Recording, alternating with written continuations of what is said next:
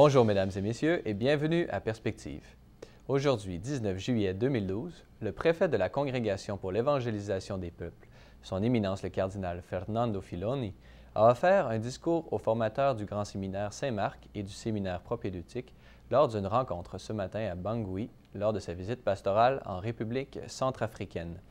Dans cette allocution, le cardinal Filoni a affirmé que la formation dans les séminaires doit être orientée afin que les candidats au sacerdoce acquièrent un profond esprit missionnaire, des vertus humaines et le sens ecclésial. Les séminaristes devront être aidés à se convaincre que l'Église est missionnaire par nature et que devenir prêtre signifie être envoyé en mission, laquelle consiste avant tout à témoigner de sa foi et de sa charité. Il a ajouté par la suite que les formateurs des séminaires doivent favoriser le développement d'un grand amour pour l'Église du Christ, un attachement humble et filial à la personne du Saint-Père, une adhésion filiale à leur évêque et des rapports d'amitié et de solidarité avec les autres.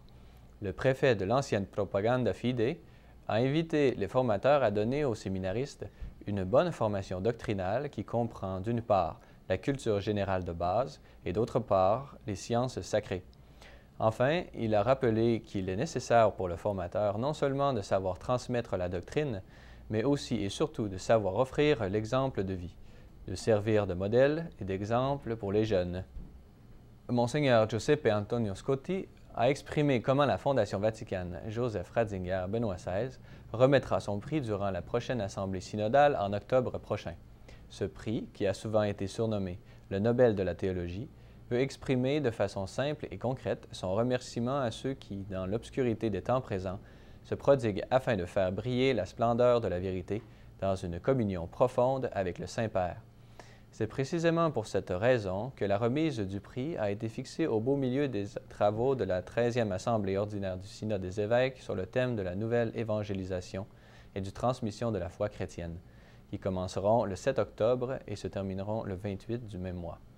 L'attribution du prix Joseph Ratzinger est remise chaque année à un chercheur s'étant distingué par leur mérite, particulier dans l'activité de publication ou dans la recherche scientifique. La Fraternité sacerdotale Saint-Pie-X a rendu public un communiqué concernant sa possible réintégration au sein de l'Église catholique romaine. C'est ainsi que le chapitre général a publié une déclaration s'adressant aux membres de leur communauté, ce qui s'inscrit dans le processus menant à une réponse officielle au Saint-Siège. De son côté, le Vatican a émis le communiqué selon lequel cette déclaration, bien que publiée, demeure d'abord un document adressé à l'interne, c'est-à-dire pour l'étude et la discussion entre les membres de la fraternité. Le Saint-Siège a pris acte de cette déclaration, mais reste dans l'attente d'une communication officielle de la part de la Fraternité sacerdotale Saint-Pie-X pour la continuation du dialogue entre celle-ci et la Commission Ecclesia Dei.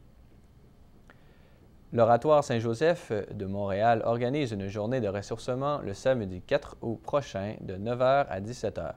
Cette journée sera animée par le Père Bernard Lacroix et portera sur le thème « Une foi qui transforme la montagne ». Pour de plus amples informations, veuillez contacter le Père Jonas Saint-Martin au 514-733-8211 et au poste 2791, ou simplement en vous présentant au bureau d'information et de bénédiction de l'Oratoire. Voilà, c'est tout pour aujourd'hui. Merci et à la prochaine.